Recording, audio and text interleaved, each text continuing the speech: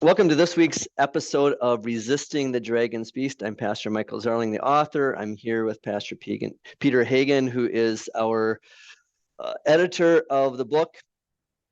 And I have a new background today. It's Hoth in Star Wars, but it's Wampa's cave. This is where the Wampa had taken Luke Skywalker. And the reason I chose this one is because it's been cold here the last couple of days. And I put on Facebook yesterday that it was too cold for a Tauntaun, but not too cold for a fat tire bike. And so I was biking yesterday in my fat tire bike. I did about 12 miles today, so I'm pretty exhausted because it's a beast. It's a tank going out in the snow. But I'm gaining all the respect of people because they think I'm crazy. And yeah. And then Peter's there with a nice warm background setting of him in a library with all of his books and so forth. Yeah, exactly. So gaining respect from others, I don't know if that attitude that they have toward you is respect or otherwise. Yeah. Wonderment. I don't know. Yeah, bewilderment. What kind of pastor do we have that does this and thinks it's fun? Yeah. Yeah. So talking about getting into fun, that's this chapter. Chapter 8, the gift of reason. This is the COVID chapter. And I had someone call me the other day, Pastor Persons, and I'll talk about him at the end of the podcast, but he had called the other day and he said that I should have started with this chapter. And I didn't want to start with this chapter because I didn't want this just to be about COVID, although COVID is the one that was the impetus to get us thinking of everything. But he did say too, he was wondering where we were all going in the first couple of chapters with Romans 13 and Revelation 13. And then when we got to chapter 5, where he tied everything in with biblical and historical reasons for resistance and examples. And he said, now I get what you were setting up. And I do remember one review I had early on with the book. He said that he loved the early chapters of the book, but when we got to like this chapter, it was a switch, and it was kind of like he said it was Pastor Zarling's thumb in the nose to other people. And I didn't really think of it that way when I wrote it, but I don't think that's an unfair assessment. Yeah, you could just own that. Yeah. You're writing this because I think I'm right. Yeah, that's exactly it. And so we're going to get into this chapter. Page 119, I begin with this illustration. In the beginning of Braveheart, because I wanted to not just use Star Wars and Star Trek references, but also some manly movies. So in the beginning of Braveheart, young William Wallace, not the Star Wars and Star Trek are not manly. That's not what I meant. That's right. I was thinking it. Yeah, wants to join the Scottish clans in fighting the British. Malcolm Wallace says to his son, William, I know you can fight, but it's our wits that make us men. God has given us wits, our human reason. He has also given us a conscience, our awareness of our relationship with God. In this chapter, we'll look at why so many Christians use their gifts of reason and conscience specifically with their resistance to masks, mandates, lockdowns, the COVID-19 vaccine passports, and similar governmental influences of everyday life. So this is the longest chapter in the book because I'm just trying to lay out everything, the facts. Now, years later, the facts can come out, and we're going to see as we discuss this today and over the next few weeks that a lot of these things that we weren't allowed to publicly share. So, Peter, what happens when we stop using our gift of reason? Oh, boy.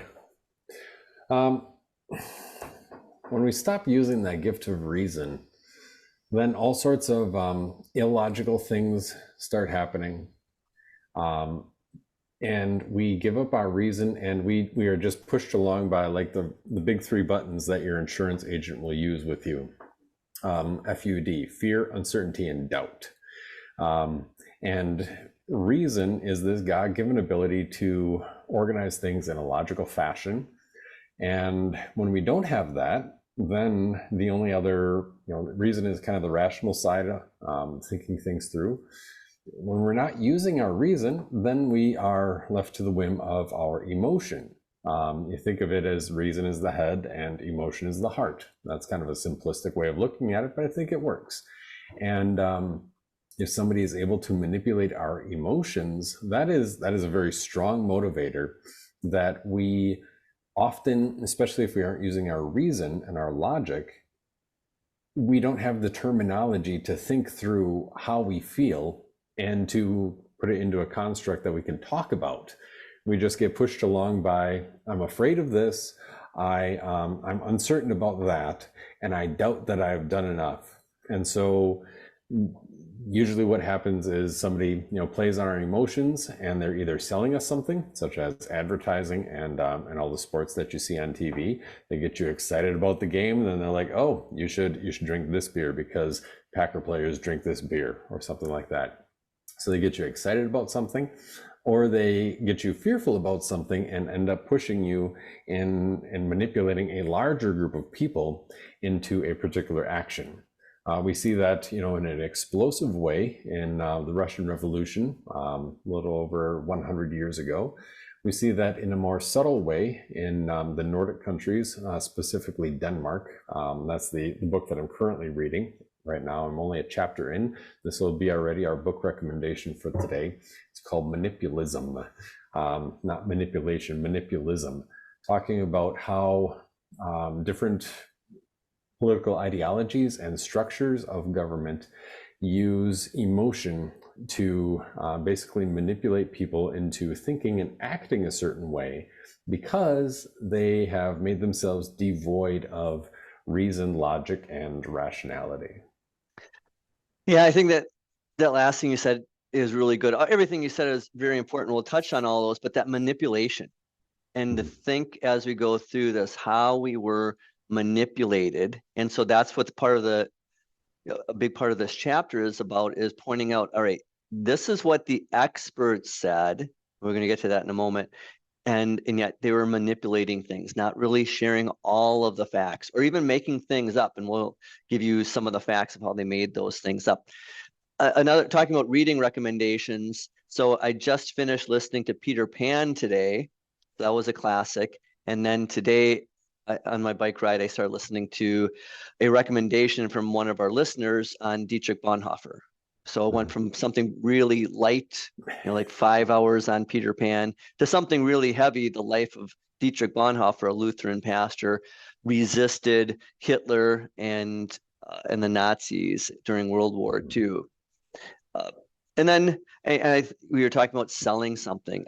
We've had people coming to the house selling us on a vacuum cleaner, on an air purifying system, all those things. Yeah, they're trying to sell you something.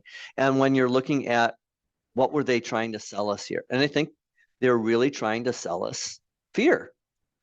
Think of, I didn't mention this in the book, so we can mention it here. Think of what happened while President Trump was in office. What was up in the corner of CNN every episode of their news? It was a death tracker. How many people had died of COVID? And then notice what happened when President Biden came into office. We still had COVID, we're still dealing with it, but all of a sudden that fear tracker of the deaths was gone. Okay.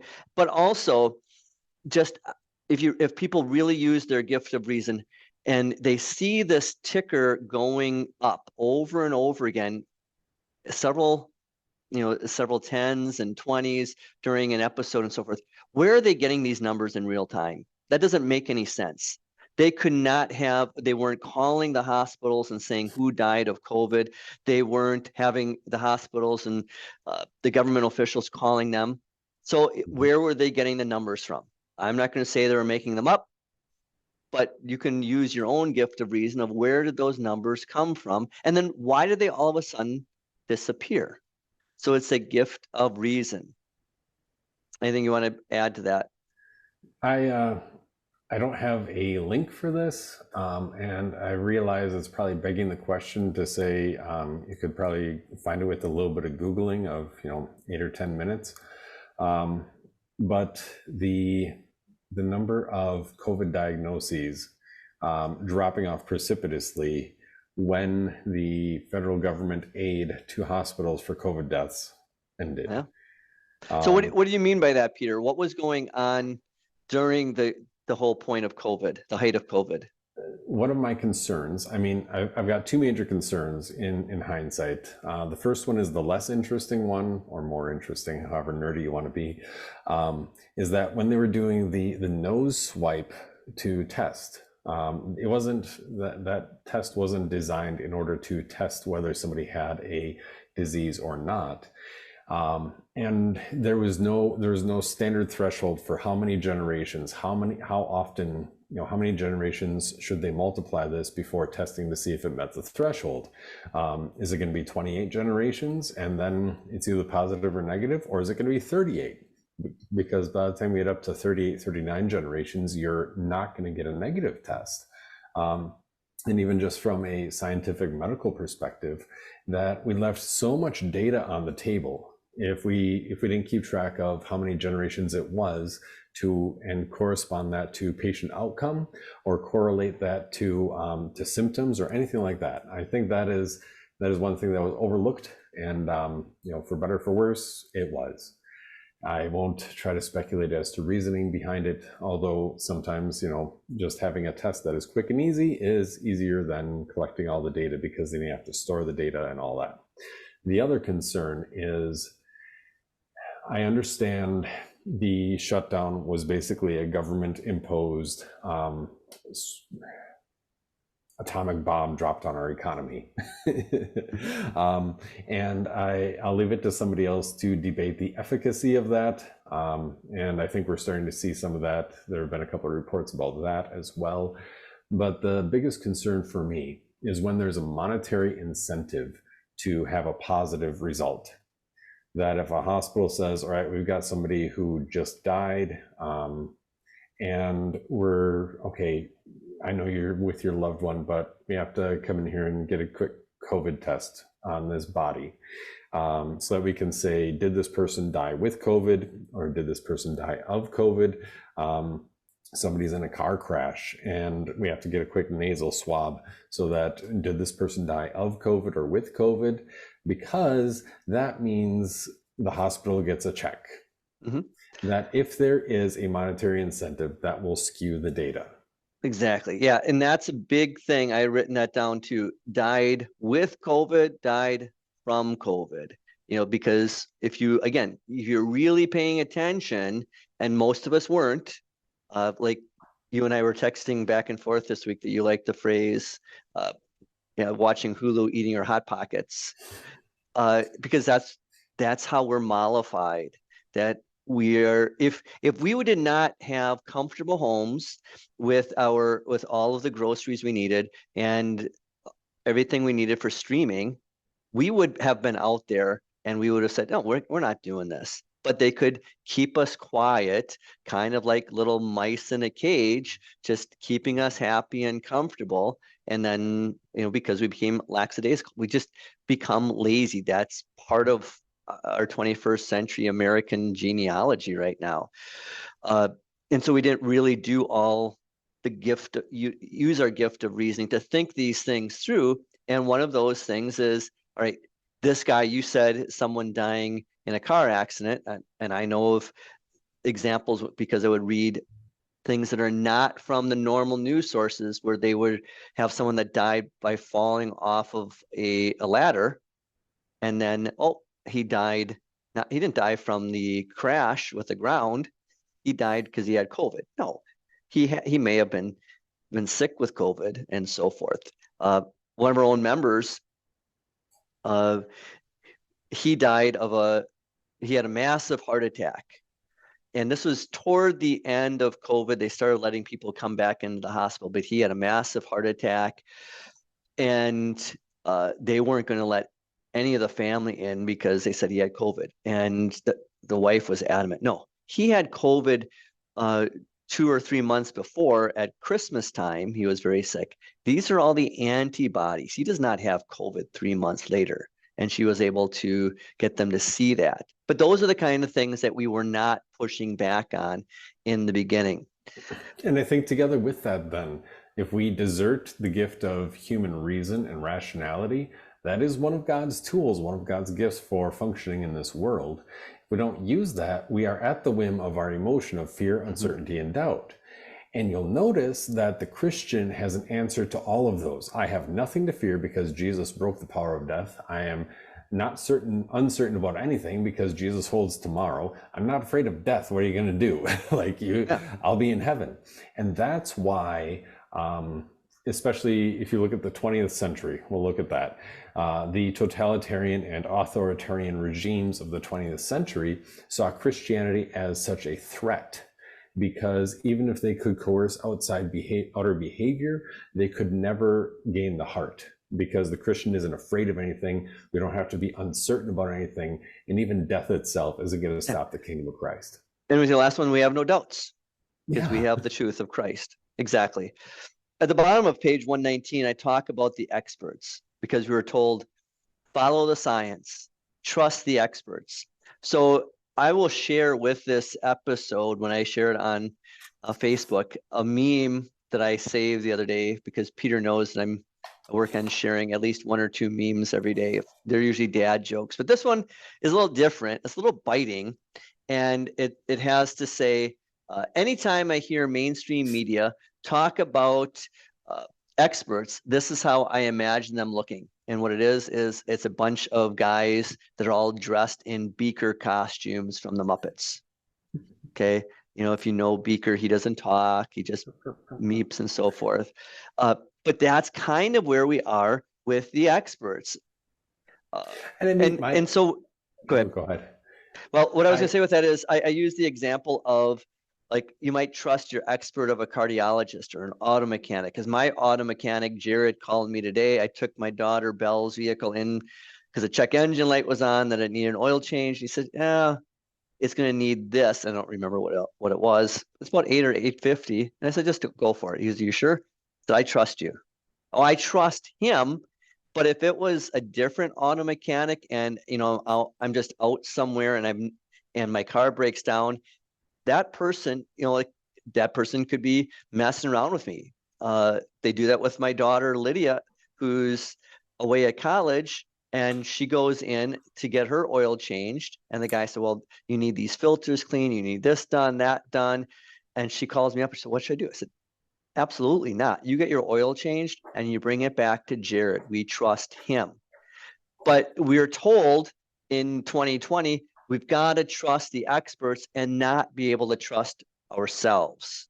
Or we have to trust this certain set of experts, not this other set of experts that believe exactly the same way, and their voices were shut down. Yeah, and I guess that's kind of what I tell people now when I have some of this conversation, and they're like, oh, my doctor said this, or the other recommendation is that, and I have respect for a profession. I've been through 8 years of schooling. I've got letters before and after my name, probably at some point. 8 years of schooling doesn't impress me. I've been there, and I know you're 26 years old. If you had 8 years of schooling, or tack on a few more, and you're almost 28 or 30, you still don't know up from down, and that doesn't mean that that you even have an expertise that is above the average. Like, you graduate with 8 years of schooling, you might be top of the class and a Navy SEAL and an astronaut, and you graduate from Harvard, or you might be skimmed by the skin of your teeth. It's not as impressive, but we look for an expert because of that fear and uncertainty and doubt. Yeah, talking about that degree, I say that all the time to my girls. I'll just do something that's pretty simple and figure it out. And I say, well, I do have a master's degree after all. And it doesn't have anything to do with whatever we're fixing and working on. And then they'll go, Dad, it's a master's degree of divinity. It doesn't mean anything. Now, it does mean something because I can become a pastor. But the idea is, just because you have a degree doesn't mean you necessarily know what you're talking about. Mm-hmm. So this next question I have in the study guide, Peter, I'll let you answer this one first. How did your church deal with COVID? And did they discuss everything to come to consensus conclusion using common sense? If not, why not? If so, why so? Oh, excellent question. So I will preface this, just generally speaking, we saw a lot of the same things that were happening elsewhere. We had some recommendations from the government, and our governor here, he did not use executive power to require churches and other organizations to close. He made a request. And our congregation is blessed with a large number of people who are very competent in their vocations, small business owners, couple in the medical profession and field. And in some of those cases, they even have a body of oversight, like, professional association that gives a recommendation.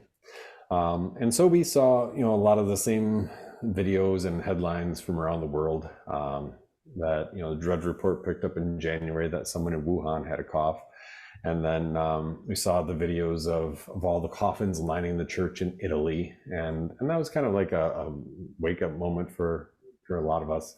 And so what we ended up doing was, our council had a couple of special meetings, and we decided, for a period of time, because we don't know exactly how this is all going to play out, we will stop having worship services in person, for about 2 months, maybe 3 months.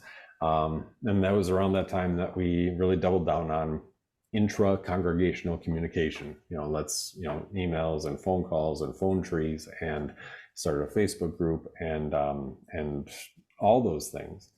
And then we started opening, resume services, and in June of that year, I think, or maybe end of May. And so we had one service indoors, then we had one service outdoors for the entirety of the summer.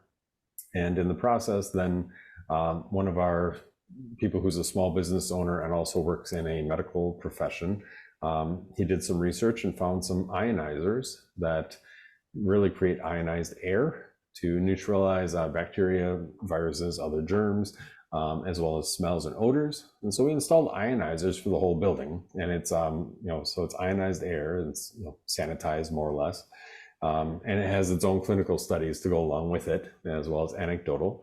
And all the libraries in Toledo, including the one that I'm at right now, installed the exact same ionizer across all of their branch locations. And so that was, at least something practical. And I included like video updates on YouTube for all of our people. And that was basically it. And, over time we got through. And it was frustrating that, the most at-risk people, some of our older people got sick and had to deal with some of, people who were hospitalized, but spiritually at risk, like new confirmands. And then you're like, oh, we're not having church for 3 months, and then everybody's afraid of everything. And we ended up losing a few people who had been brand new confirmands just before that. Yeah, and for us, we were like most other churches. We shut down for a little while, and then we opened back up. We had like 10 in worship, and then we were live streaming it. And what I did when we were closed is I would have people into church, families, and schedule them for like a half hour. They come in for a devotion and communion. Our fellowship area is called our friendship room, and I'd sit there all day, and they would fill out the times. And then I said I have the same devotion and then private communion with them.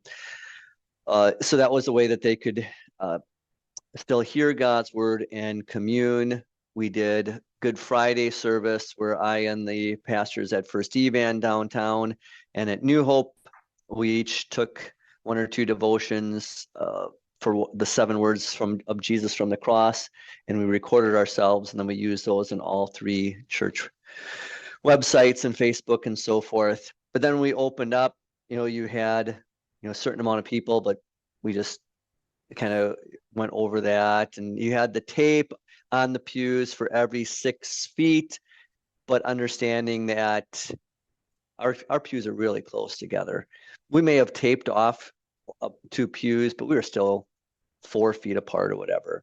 And for a while, the ushers took out the Bibles and the hymnals, and they were wiping everything down, all the pew caps before the next service. And eventually we just stopped doing it. We put the Bibles and hymnals back. We use the bulletins. And then here is the big thing, and this is in the introduction to the book, is, we have every Sunday communion here. And so we went back, we were just doing normal communion, and we had members going, hey, when can we have common cup? If you want common cup, the chalice, we're going to do it. And so when people are doing those kind of things, they're saying, I'm not afraid. And we had added a third service too. So that was like a mask only. Everyone that came, you wore a mask. I only wore a mask when I gave communion and greeted them, because you can't talk with a mask on. And the big thing is, this is how you knew it was kind of a charade, is we kind of went through the motions in church, and then you got into our fellowship area of the friendship room, and everyone's standing just like they would normally without COVID. We're all eating our Kringle and our donuts and drinking coffee and really close to each other. And then, all right, forget it. We had a big funeral, and we only have room for 180 to 200 if we squeeze everyone in, and it was that many. We took the tape off and never put the tape back up again. We're back to normal. And again, that's the whole reason why I was asked to write the book, because we were doing things differently in this part of the Wisconsin Synod than other churches were doing. We weren't doing anything really different than other WELS churches were doing elsewhere. Just for this area, it was different. So this is a good thing when you read the book and you do a study and you use a study guide. Take the time to talk about this, not to get on your pastor or your people, say, oh, I wish we wouldn't have done that, or we should have done this, or whatever. That was in the past. This question is not meant to break the 8th commandment and go back. This is all about preparing for the next time this happens. And that's why I asked the question this way: did you come to a common sense and consensus conclusion? Because I think a lot of things, like you said very well before, Peter, we were just on fear and uncertainty. And I think this is the big thing: we were reacting. Now, the next time this happens, we're going to be proactive. So I don't know if you want to add any of that. No, I mean, thinking back, it was kind of a wild and woolly time, and obviously there was a lot more involved in the weekly decisions and the daily decisions, and a lot of that didn't settle down until after we kind of saw how things started to shake out. So then we get into really controversial stuff, because we're going to talk about masks. And so again, the experts. So I talk about Fauci and what he says or said about the masks and the social distancing and so forth. And we'll talk about all that. But I'll share this link on the Facebook page. This was from Not the Bee, January 11th of this year. The headline is, Fauci tells Congress the 6-foot social distancing rule, quote, sort of just appeared and was, quote, likely not based on scientific data. Okay. Well, again, those things are later on when we get to the 6-foot distancing. I'll show how that was just all made up. And the same thing with the masks.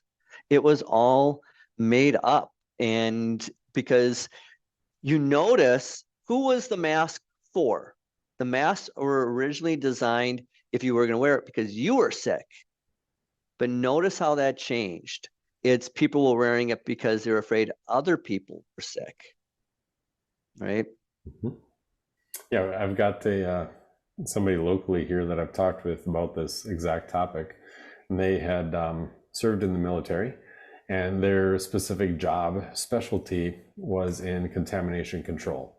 I forget the exact wording they used, but it was basically if there's a radioactive spill, if there's a biohazard, biochemical weapon or other biological warfare, or pandemic, pestilence, anything like that happens, this person was the one to say, here's what we do. And their word that set the policy was something that even those above them in rank would have to listen to. This was the person who would go in with all the gear and eventually declare, that a site was clean, or give the requirements for what the other military personnel had to wear for protective gear. And so I asked them, and I was like, okay, we're talking about virus here. Is that cloth mask thing? Is that N95 thing? And they just laughed, the whole cloth mask idea, or any of those. It was like, well, they said that doesn't do anything. You need like an N95, or when I worked construction, I usually wore an N95 because we worked in a very dusty environment, or a P100, which is like the respirator with canisters that you can put in there. They said that'll make a difference, but all this other stuff is just a joke, and like the social effects are the most interesting one. Like here are basically children, and we had small children at home. We had a newborn at the time, where they can't see your face, they can't communicate with you, they can't have a smile, can't interact. And then my wife was the one just walking in the grocery store like, yeah, we're not doing that because I've got kids and I need to communicate. And so here's my little wisp of a wife who's walking along, and some big burly dude is like wearing a mask and got to stay like 6.5 feet away. And she's like, are you okay? And he was like, yeah, why exactly am I doing this? Mm-hmm. Talk about being in the grocery store. I remember early on in COVID, one of my members, this was a real video he took in the grocery store of a lady that was covered up in a garbage bag.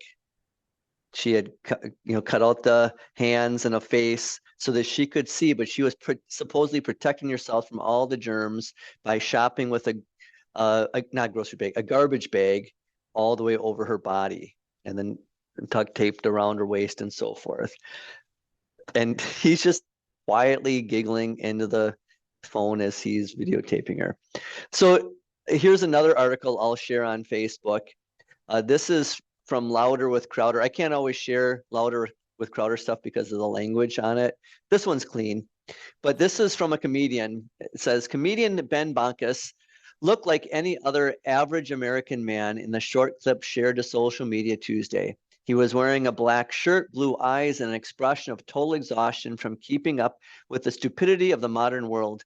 But behind his everyman uniform, Bonkus was hiding much sharp wit he should have registered as a dangerous weapon. So this is part of his show. He asks an audience member, "Are you sick, ma'am?" Because he sees this lady wearing a big black face mask, despite the fact that it's 2024. Instead of answering, the woman burst into laughter. She knew it was coming next. Bonkus continued, "Are you wearing that for safety or just to let everybody know who you're voting for?" "I think she's laughing. I can't tell," he says to the audience. And isn't that the truth? That those then that are still wearing a mask, it often becomes just a signal of something else than instead of just fear. And if it's fear, then we've got a bigger problem. Because I have something I'm going to share from one of our fans that wrote on Facebook today. But if you want to add anything to it before I read what she says. Yeah, I think, no, I don't have anything to add. Okay. All right. So Kathy Ingalls writes today, and I encourage all of you to, again, follow us on YouTube, on the Raised with Jesus Network, Facebook. You can follow me on the Resisting the Dragon's Beast on X or Twitter. And right now I'm sharing all of these quotes from this chapter over the next several months. It'll take a while to get through this very long chapter. I usually share between 1 to 4 paragraphs a day. But Kathy writes in response to what I had shared this morning, "This is the answer I usually gave for why I refused the masks. Even if it was to make others feel more comfortable. It's wrong to hate your neighbor, of course, but what exactly does loving your neighbor entail? If your neighbor refuses to work, should you feed them or pay the rent over and over to the detriment of your own family? Now let's really jump in. If your neighbor has an unfounded, irrational belief, is it loving to cater to that belief by pretending it's real? As an extreme example, say your neighbor believes that zombie cats have taken over the planet and not only refuses to come outside, but thinks the only way to keep them at bay is for everyone to shave their head. Should you shave your head? It's a simple thing, really, when it comes down to it. It would cost you very little. So should you? The answer obviously is no, because catering to irrational beliefs just gives credence to fear and other damages such beliefs can cause. Clearly, the masks never worked, just like the other recommended, and she puts in quotations, solutions. And I wrote back, zombie cats. That is awesome. So yeah. I think that's a great way of framing this whole thing. Mm-hmm. And I guess even beyond that, like the bottom line is, you aren't responsible for somebody else's emotional instability. Mm-hmm. You aren't responsible for somebody else's irrational conclusions. And I'll have compassion for somebody who is who's afraid. I'll have compassion for somebody who is maybe not in the right mind or dealing with other struggles that I am not at the moment. But it is very judgmental to say that I need to act a certain way in order to make somebody else more comfortable in their delusion. And it's not a healthy thing. I think that's where I mentioned that book before, the book Nonviolent Communication by Marshall Rosenberg, where he basically took Stoic philosophy and brought it together with modern psychology to help people understand your boundaries. Like, what are my boundaries? My boundaries is that I'm responsible for how I act. And if you have an emotional reaction to my action, when that action is perfectly normal and fine, then that's your problem and not mine. Right. So then I asked the question in the study guide, what are some of the negative unintended consequences of government and experts' responses to COVID? And again, pay attention to how the media frames this. As we talk about these, the negative things that we've seen that have happened, well, after you mention some of the things, I'll tell people how the media and so forth frames them. So what have been some negative unintended consequences? Oh boy. I think there's one negative would be looking to somebody else for a solution to your own life. Like, what is the policy? What is the guidance from those who are up above, unelected bureaucrats or otherwise, and looking to them instead of employing the gift of reason that you have. Like, we live at a time where you can access all sorts of information at the palm of your hand, but to sit back and say, I have to do what that other person said that I have to do, or that I'm going to be killing somebody else's grandma if I don't go along with what they say I should do. That is a very vulnerable position to be in. It is very vulnerable because it's looking outside of myself for what I ought to do.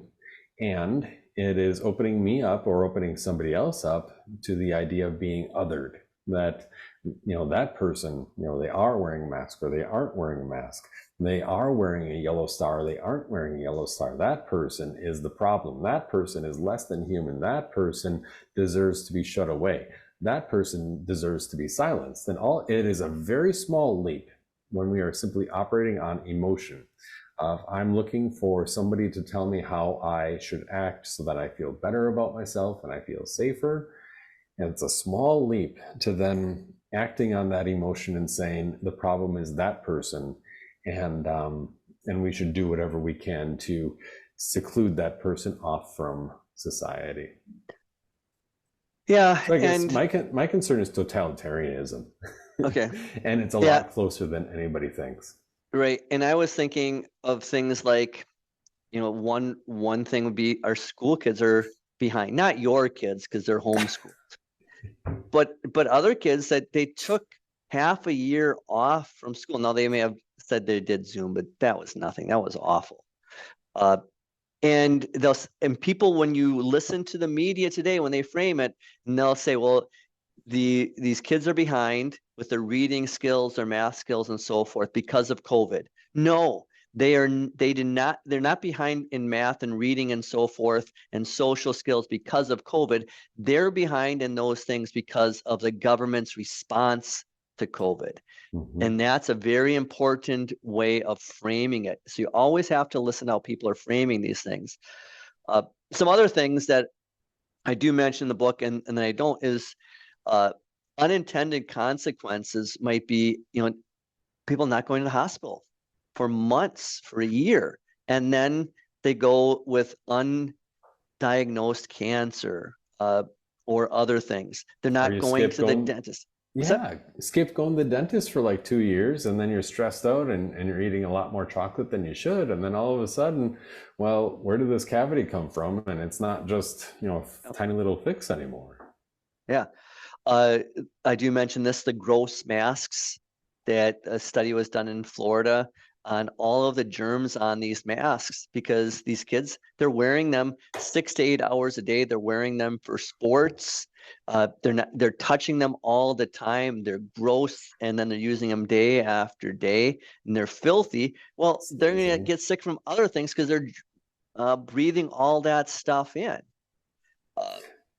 They're not seeing other people's faces, like you said. They're not being able to read lips, and so I mentioned this in the book, that other studies have done, and these were silenced for a long time, that kids are showing autistic-like symptoms. And I remember bringing this up at a pastor's conference, and I had one pastor get so upset with me. He said, "This is why pastors shouldn't deal with medical things like this, because you can't catch autism." I said, "I didn't say that they are autistic.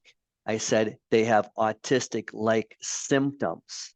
I was like, oh, because you got to pay. Even pastors have to learn to listen a little bit. What else did I write down here? There's that fear.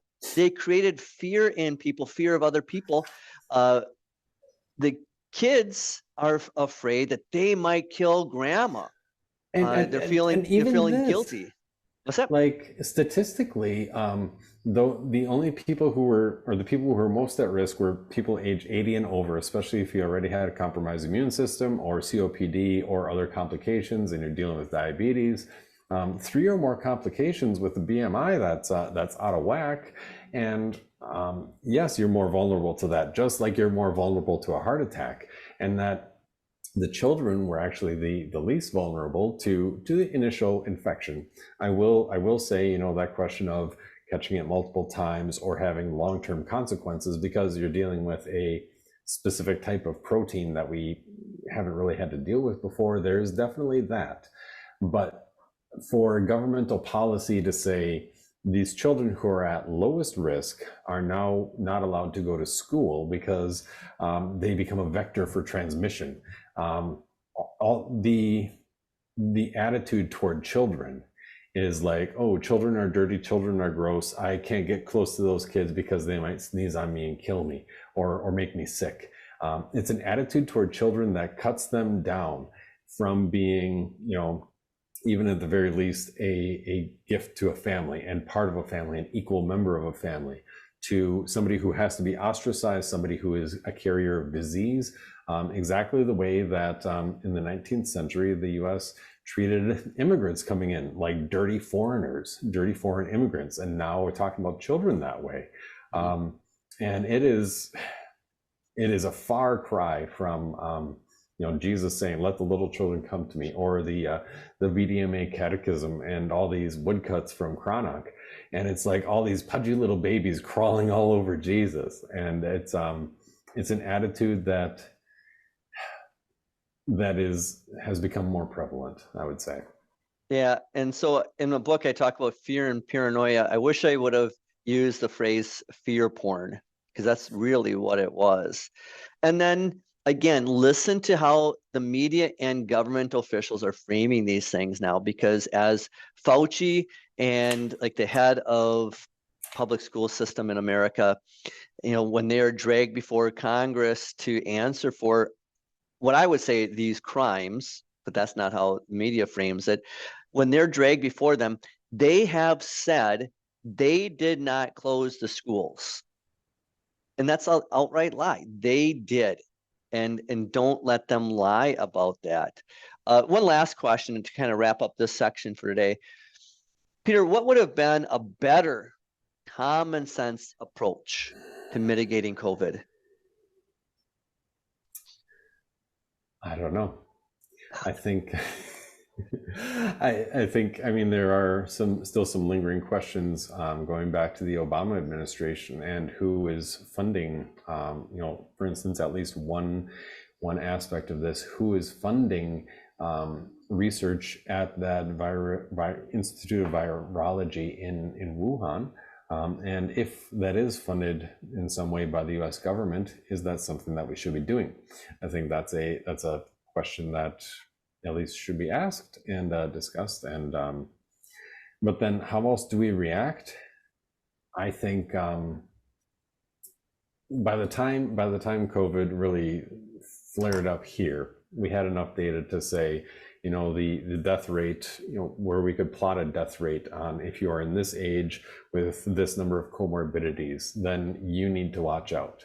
However, that does not describe, 90 to 95% of the U.S. population, and understanding that it's something that we're all going to get one way or another. We can deal with the fallout, but maybe the bigger problem, because you're looking at a COVID death toll, let's take a step back and let's look at cardiac disease death toll. Let's look at how many car crashes we have on our highway.